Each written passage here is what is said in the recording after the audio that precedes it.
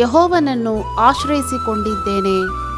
ನೀವು ದುಷ್ಟರು ಕತ್ತಲಲ್ಲಿ ಯಥಾರ್ಥ ಹೃದಯವುಳ್ಳವರನ್ನು ಕೊಲ್ಲಬೇಕೆಂದು ಬಿಲ್ಲು ಬೊಗ್ಗಿಸಿ ಎದೆಗೆ ಬಾಣವನ್ನು ಹೂಡಿದ್ದಾರೆ ನೋಡಿರಿ. ಪಕ್ಷಿಗಳಂತೆ ನಿಮ್ಮ ಬೆಟ್ಟಗಳಿಗೆ ಓಡಿಹೋಗಿರಿ.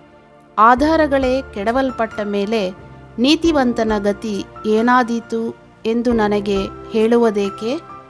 ಯೆಹೋವನು ತನ್ನ ಪರಿಶುದ್ಧ ಮಂದಿರದಲ್ಲಿದ್ದಾನೆ.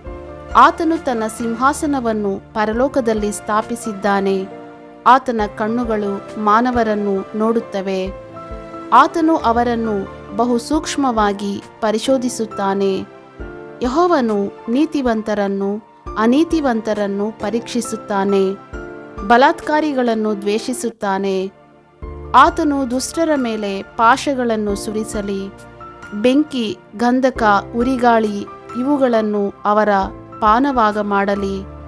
ಯಾಕಂದರೆ ನೀತಿ ಸ್ವರೂಪನಾದ ಯೆಹೋವನು ನೀತಿಯನ್ನು ಮೆಚ್ಚುವವನಾಗಿದ್ದಾನೆ. ಸಜ್ಜನರು ಆತನ ಸಾನ್ನಿಧ್ಯದಲ್ಲಿ ಇರುವರು.